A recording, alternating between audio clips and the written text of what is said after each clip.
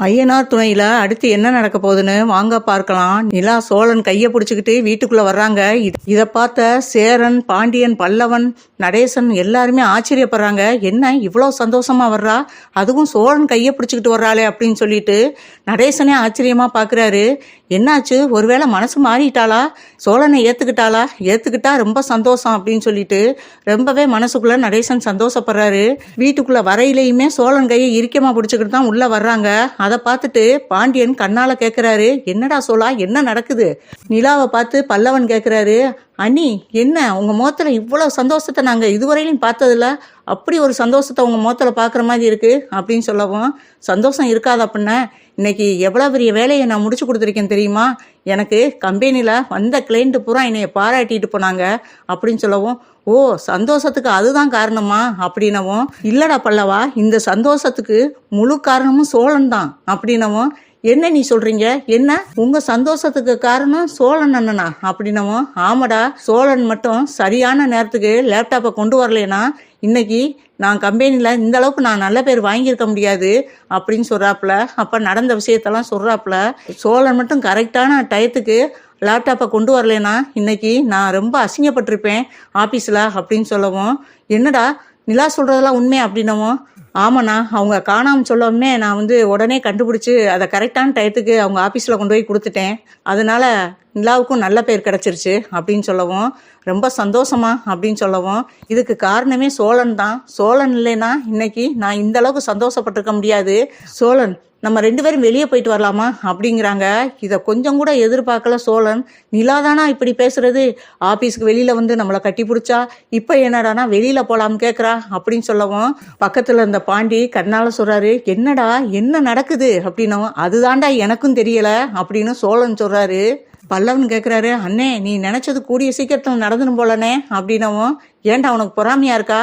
இல்லைண்ணே, இதெல்லாம் பார்க்கையில எங்களுக்கு ரொம்ப சந்தோஷமா தான் இருக்கு அப்படின்னு சொல்லவும், டேய் உண்மையிலே சந்தோஷப்படுறியா இல்லை பொறாமப்படுறியா அப்படின்னும், அண்ணே உண்மையிலே நான் சந்தோஷப்படுறேனே அப்படின்னு சொல்லவும், அப்படியாடா அப்படின்னு சொல்லிட்டு, அதுதான்டா பல்லவா எனக்கும் தெரியல, ஒருவேளை லவ் என்னட்ட சொல்ல போறாளா என்னன்னு தெரியல அப்படின்னு சொல்லவும், இருக்கலாம்னே, அண்ணி இருக்கிற சந்தோஷத்துல இன்னைக்கு உன்னிட்ட லவ்வ சொல்றதுக்கும் வாய்ப்பு இருக்கு அப்படின்னு சொல்லவும், அப்படியாடா பல்லவா, அப்படி மட்டும் பழிச்சுச்சுன்னா நீ என்ன கேட்டாலும் நான் செய்யறேன்டா அப்படின்னு சொல்லி சந்தோஷத்துல பல்லவனை தூக்கி சுத்துறாரு. அண்ணே விடுனே, அண்ணி வந்துட போறாங்க அப்படின்னவும், வரட்டும்டா வரட்டும், உன்னைய தூக்கி சுத்துறத அவ பார்த்தா ரொம்ப சந்தோஷப்படுவா அப்படின்னவும், அப்புறம் என்ன ஏதுன்னு கேட்டு நீயே கெடுத்துக்கிறாத அப்படின்னவும், ஆமாடா பல்லவா அதுவும் சரிதான், நம்ம எதையும் வெளிக்காட்டிக்கிற கூடாது, அப்பதான் நம்ம மேல அவ பாசத்தை காட்டுவா அப்படின்னு சொல்லவும், சரி ரொம்ப பில்டப் பண்ணாத, இன்னைக்கு என்னதான் நடக்குதுன்னு பார்ப்போம் அப்படின்னு பாண்டியன் சொல்றாரு. உங்களுக்கெல்லாம் பொறாம உங்களுக்கு அப்படிங்கிறாப்புல சோழன். சேரனுக்கு சோழனும் நிலாவும் இவ்வளவு சந்தோஷமா இருக்கிறத பார்த்துட்டு ரொம்பவே சந்தோஷப்படுறாரு. சரிடா சோழா, நீயும் ட்ரெஸ் பண்ணிட்டு நிலா கூப்பிடுற இடத்துக்கு போயிட்டு வா அப்படின்னு சொல்றாப்புல. நிலா ரூமுக்குள்ள போய் புடவையெல்லாம் மாத்திட்டு வெளியில வர்றாங்க. வெளியில வரையில கையில பூவோட தான் வர்றாங்க. அவங்க புடவையில வர்றதை பார்த்துட்டு வச்சகன்னு வாங்காம பாக்குறாரு சோழன்.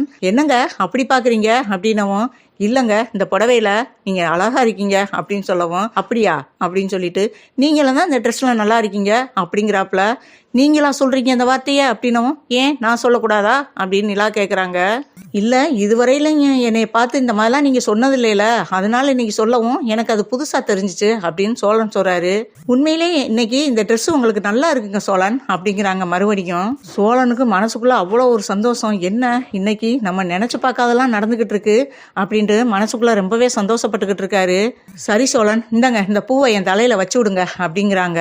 நிலா இப்படி சொன்னதும் சேரன், பாண்டியன், பல்லவன் 3 பேருமே ஆச்சரியத்தோட பாக்குறாங்க. நிலா நீ தான் இப்படி சொல்றதா அப்படின்ட்டு பாண்டியனும் பல்லவனும் ரொம்பவே சாக்கா பாக்குறாங்க. நிலா சோழனை பார்த்து சொல்றாங்க, சோழன் இந்த பூவை என் தலையில வச்சு விடுங்க அப்படின்னு சொல்லவும், நானா அப்படின்னவும், நீங்க தான் சோழன், உங்களை தான் நான் வைக்க சொல்றேன் அப்படின்னவும், அவருக்கு ஒண்ணுமே புரியல. சோழன் மறுபடியும் கேட்கிறாரு, நான் தலையில வச்சு விடட்டுமா அப்படிங்கிறாரு. நான் தானே உங்களை வைக்க சொன்னேன், அப்புறையே மறுபடியும் கேட்குறீங்க, வச்சு விடுங்க சோழன் அப்படின்னவும், சரிங்க அப்படின்னு சொல்லிட்டு தலையில வச்சு விடுறாங்க. அப்பதான் பாண்டியனை பார்த்து கேட்குறாங்க, பாருடா நான் நினைச்சதெல்லாம் நடக்குதா அப்படின்னு சொல்லவும், சரி என்ஜாய் அப்படின்னு சொல்றாரு பாண்டியன். சரி நிலா இப்ப எங்க போறோம் அப்படின்னு சொல்லி கேக்குறாரு. வாங்க அதெல்லாம் சஸ்பென்ஸ் அப்படின்னு சொல்லிட்டு வெளியே கிளம்புறாங்க நிலாவும் சோழனும். அந்த நேரம் பார்த்து ராகவ் நிலா வீட்டுக்கு வர்றாரு. ராகவ் காரை விட்டு இறங்க சோழனும் நிலாவும் வெளியே வர, அதை பார்த்துட்டு என்ன ராகவ் கார் மாதிரி இருக்கு அப்படின்னு நிலா சொல்ல, என்ன எதுக்கு வந்திருக்காரு அப்படின்னு சோழன் கேட்க, அதுதான் எனக்கும் ஒன்றும் புரியலை அப்படின்னு சொல்லிட்டு, இருங்க வெயிட் பண்ணுவோம் அப்படின்னு சொல்லிட்டு காரை விட்டு இறங்கி வர்றாரு ராகவ். என்ன ராகவ் திடீர்னு ஒரு ஃபோன் கூட பண்ணாமல் வந்திருக்கீங்க அப்படின்னு நிலா கேட்குறாங்க. ஒரு முக்கியமான விஷயமா தான் உங்களை பார்க்க வந்தேன் அப்படின்னு சொல்லவும், என்ன விஷயம் அப்படின்னு சொல்லவும், வீட்டுக்குள்ளே கூட கூப்பிட மாட்டீங்களா, வாசல்லே நிற்க வச்சு பேசுகிறீங்க அப்படின்னு ராகவ் சொல்கிறாரு. இல்லை ராகவ், நானும் சோழனும் வெளியே கிளம்பிக்கிட்டு இருக்கோம் அப்படின்னவும், அப்படியா நான் உங்களை டிஸ்டர்ப் பண்ணிட்டேனா அப்படிங்கிறாரு. அதெல்லாம் ஒன்றும் இல்லை, சரி உள்ளே வாங்க அப்படின்னு சொல்லிட்டு உள்ளே கூப்பிட்டு போகிறாங்க. என்ன ராகவ் இவ்வளவு தூரம் அப்படின்னு சொல்லவும், இல்லை நேற்று உங்கள்கிட்ட நான் அந்த மாதிரி நடந்திருக்க கூடாது நிலா, உங்கள் மனசை ரொம்ப காயப்படுத்துகிற மாதிரி நேற்று பேசிட்டேன், அதனால தான் அவங்ககிட்ட நேரில் வந்து சாரி கேட்கலாம்னு வந்தேன் அப்படின்னு சொல்கிறாங்க. அதுதான் ஆஃபீஸ்லேயே கேட்டீங்களே ராகவ், அதுக்கப்புறம் இதுக்காகவா இவ்வளோ தூரம் வந்தீங்க, இதை ஃபோனில் கூட கேட்டுக்கலாமே அப்படின்னவும், அதுக்கு மட்டும் வரல அப்படின்னு சொல்லிட்டு, இல்லை நிலா, நான் கொடுத்த வேலையை நீங்கள் இந்த அளவுக்கு பர்ஃபெக்டாக முடிப்பீங்கன்னு நானே நினச்சி பார்க்கல. உங்களுடைய டேலண்ட்டை பார்த்துட்டு கிளைண்டெல்லாம் எனக்கு ஃபோன் போட்டு பாராட்டு தெரிவிச்சுக்கிட்டே இருக்காங்க. உங்களால தான் எனக்கு இவ்வளோ பேரும் புகழும் கிடைச்சிருக்கு, அதனால உங்களுக்கு ஒரு பார்ட்டி வைக்கலாம்னு இருக்கேன் அப்படின்னு சொல்லவும், இதுக்கெல்லாம் காரணம் சோழன் தான் அப்படின்னு சோழனை பார்த்து சொல்கிறாங்க நிலா.